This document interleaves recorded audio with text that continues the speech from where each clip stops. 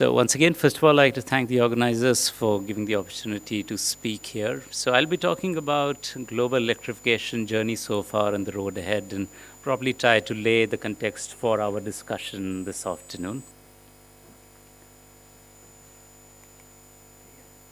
So, I would be dividing my whole presentation into two parts. So what has happened so far and what is expected to happen in the future. So starting off with the need for electric vehicles. Why is it coming to the fore? What is the global EV growth story? What are some of the stakeholder perspectives? What are the government policies that have driven these transitions? And what has been the value chain development so far? So as you all understand, and I don't think I need to re-emphasize this point, all nations have come together to talk about decarbonization of their economies, and decarbonization of transport forms an essential element of that, as was seen recently at the COP27 meeting as well. Added to that is the argument around energy security.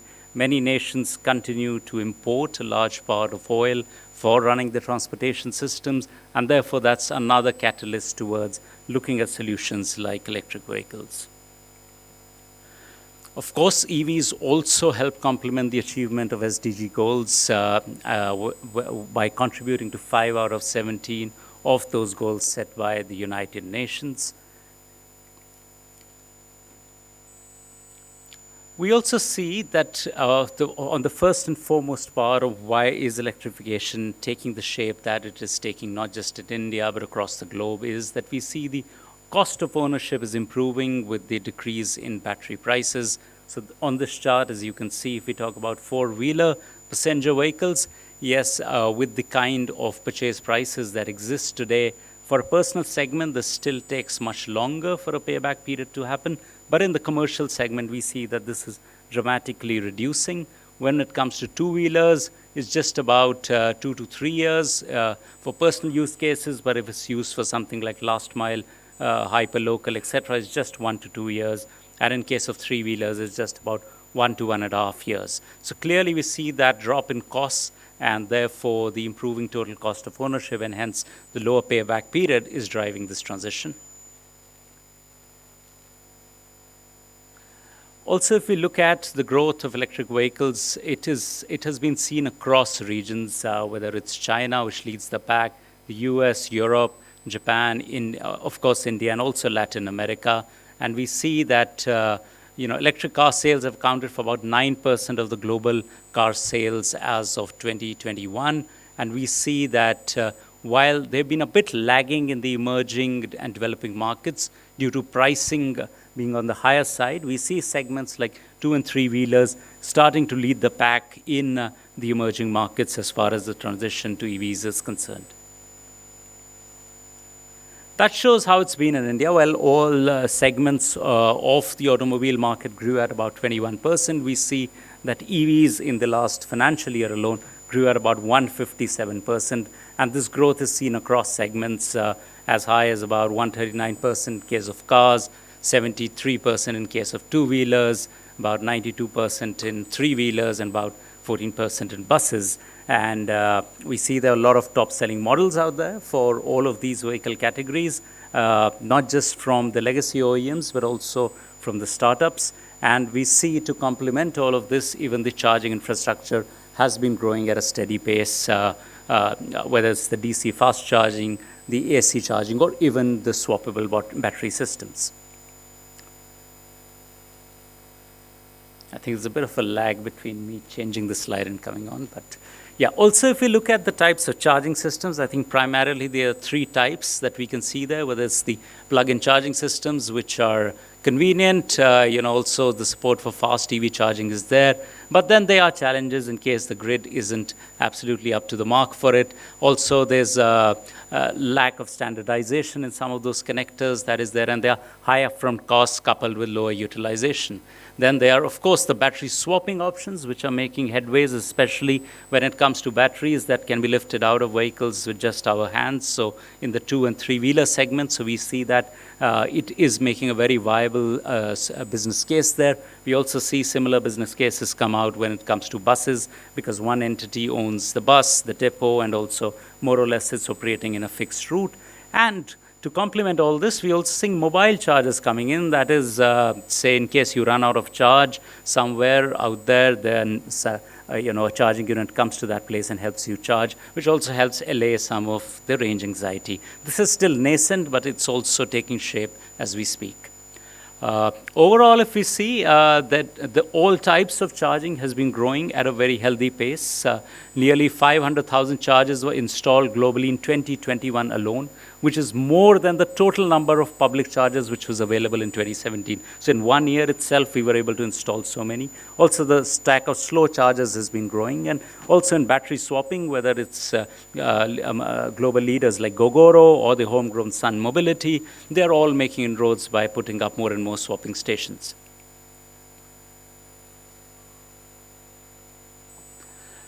Another important aspect to see is between perspectives. So whether it's an OEM perspective, a government perspective, or a consumer perspective, that's where it varies a little bit between sustenance and sustainability.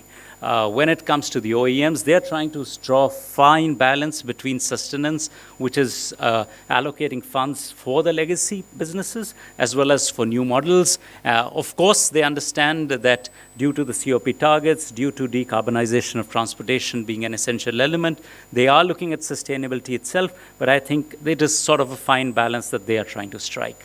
When it comes to governments, governments are more keen on driving the sustainability agenda because they've all made commitments at the global forums. As far as sustenance is concerned, they are doling out incentives to, for the end consumers, but not so much just looking from the commercial aspects of it. Coming to consumers, this flips around a bit. Consumers, the first and foremost thing is around sustenance, and that is the total cost of ownership, that is the running cost, the upfront cost. Of course, there are conscious consumers out there, but I think that is not a majority as has come out in most surveys. So they want to run cars that are green, but the first and foremost perspective still is around sustenance, that is around the pricing of the vehicles. Also, if we look at sort of the expectation versus reality, there was expectation that battery prices will go on declining. Well, the hard facts are that it has kind of stagnated or plateaued around the $112 to $115 per kilowatt hour mark. And beyond that is all a function of how well you are able to set up the linkages in the supply chain. Also, talking about EVs in all segments, we see that the least price-sensitive segments have seen the largest adoption of EVs, at least in the passenger vehicle segment. Case in point is India, where we see a lot of EV models coming in the luxury car segment, for instance, as compared to the mass market segment. There was also talk about ICE-EV range parity. Well, range anxiety still continues even on date, and therefore newer business models are being talked about. And also when we talk about EVs using clean energy, yes, there is some way to go before the entire grid can be decarbonized to say that whatever we are putting in is absolutely clean energy. It's good for us to be aware of these things as well, so that we know that there is probably still some gap for us to cover between what was expected and where we are in reality. Also, we see that policy direction across the globe has been set up so as to favor electrification. Here again, this is kind of divided between the advanced markets and the growing markets. As far as the advanced markets are concerned, they had doled out incentives way back. Now some of them are also bringing them slightly lower, seeing that there is some amount of penetration that has happened. So whether we see Germany, China, Norway, they've started reducing the amount of incentives because initially they gave out a lot.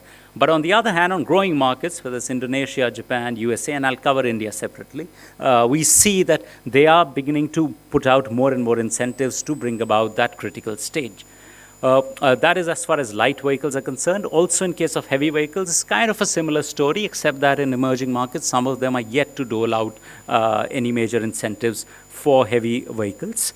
Charging infra, again, we see that as far as the advanced markets are concerned, they continue continue with the incentives even today, understanding that range anxiety is still playing on the consumer's mind. As far as growing markets, emerging markets are concerned, they are increasing the amount of incentives that they are doling out. And finally, and most importantly, also on manufacturing, we see this is where also when people are looking at decoupling supply chains, nearshoring, China plus one, all of that is reflecting in the advanced markets, doling out more and more incentives for manufacturing so as to bring the value add within their countries. And growing markets are beginning to just roll out the initial set of incentives in this arena. Coming to India, we again see that, yes, there are the central and the state governments that are working in tandem, both on the demand side as well as the supply side. I don't think I need to talk too much about it, but of course, there is the FAME scheme and the FAME 1, then the FAME 2. Then there are the state incentives which are being given, and also coupled with that, so that capacity can be built in for the long term, is schemes like the PLI scheme, and which is the also the advanced cell chemistry schemes that have come out, both of which are going towards building the capacity necessary in terms of also manufacturing for the future. Finally, we see that as far as the value chain development, yes, a host of startups have come in, whether it's in cell and battery manufacturing, the complete vehicle manufacturing, EV sales and dealership, the after sales, or even around the component recycling, which will also become important as the stock of EVs starts going up. And the good news here is that a lot of new age companies have also forayed into this field, seeing the opportunities that will exist and will continue to increase as we move in towards an electrified future. Now, looking at the road ahead, again, what are sort of the growth forecasts? What are the technology trends, supply chain trends, emergence of hydrogen fuel cell electric vehicles, and emerging EV requirements? Touching briefly about each of them.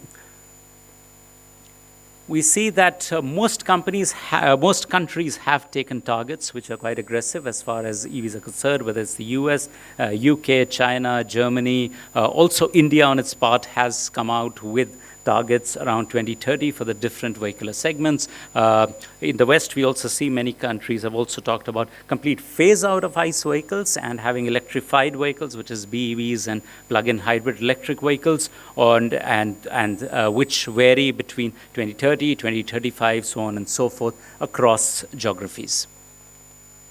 We also see that a lot of technology trends are coming alongside all of this. Some are around advanced cells and battery packs. We see that batteries that can provide a greater range with having better energy densities are becoming more and more commonplace. They're also seeing improvements in efficiencies in EV systems. Some of that is also coming by deployment of like 800-volt systems, which have inherent better efficiencies, also moving away from things like permanent magnet motors due to limited supply and high cost aspects around it. Also fast charging, which is becoming more and more prevalent with 800-volt systems coming in, which also requiring an upgrade of the entire charging infrastructure. Also affordable EV technologies, with especially a view of emerging markets becoming more and more commonplace. And finally, and also very importantly, climate and terrain sensitive designs to take care of high heat, flooding, high humidity, and things like that, so that thermal runaway events, rapid degradation of battery events can be minimized to the extent possible. Also, we see that in terms of component trends, as I said, in terms of batteries, we are seeing that finding new battery chemistries, which can also be geopolitically delinked from various regions, are being researched. We also see chemistries that are more resilient in terms of the different climatic conditions. For example, LFP becoming more commonplace as against NMC. Also, LFP becoming a solution for emerging market EVs is seen. Alongside this, we also understand that a lot of weight is getting added to the vehicle, and this weight is then affecting the range, and the range then the size of the battery, and so on and so forth. It could start a vicious cycle, and therefore lightweight components are being explored more and more, whether it's in the form of composite FRP, it is in the form of magnesium, zinc, it's in the form of cast panels, which help reduce the number of parts that are getting into the body in white, and also using alternate material joining technologies like adhesive joining. We also see on the charging infra side, as I said, shift towards faster charging. There is a whole debate going around having more of fast chargers as against larger batteries, so as to be able to achieve, the sort of a parity between other vehicle types, wherein you can quickly refuel or recharge within 4 to 5 minutes, whereas we may not invest in a very large battery. So those kind of things are happening, and those are leading to those kind of trends. That's just in the Indian automotive segment. We could see an $8 billion market emerge by 2030 in terms of EV components, and also charging increasing at a very fast pace.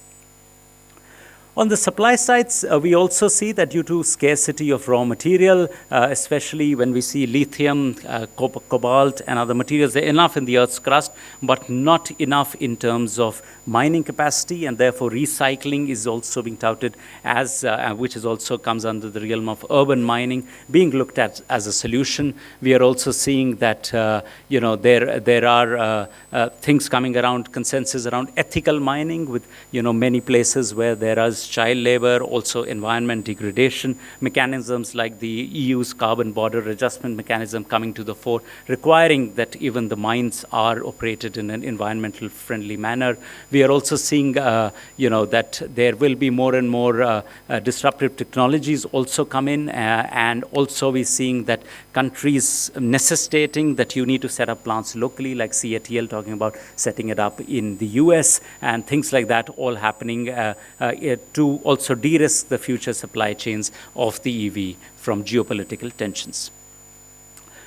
Coming to FCVs, we again see that a lot of components that would be common with EVs, and this with the declining costs of green hydrogen, especially in the heavy trucking segment, could become a very viable alternative. Again, using many similar components, but additions like the fuel cell stack and hydrogen tanks and also the fuel cell boost converter being 3 additional new components coming into the powertrain, which creating further opportunities also for component manufacturers, and also in the whole supply chain, even around HRS production as well as distribution of hydrogen.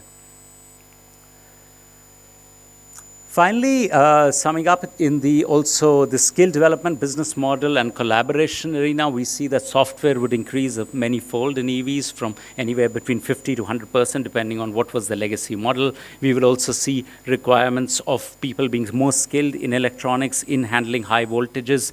So all of that will become very important. And also material science, especially for lightweighting and chemical engineering for the batteries, will become very important as we go ahead. Also emerging business models, whether it's pay-as-you-go on a vehicle, a battery as a service, which is the swap model, vehicle subscriptions, and also retrofitment, which is already happening in places like Africa for two-wheelers getting retrofitted for EVs, is going to become more and more commonplace. And all this, and as well as the other aspects that I spoke about before, will make collaboration paramount between the government and the industries. The government on its part continuing to support both on the demand side and the supply side, and the industry on its part using that so as to build capacity to take care of a resilient supply chain in the future. With that, I reach the end of my presentation. Thank you very much for a patient hearing.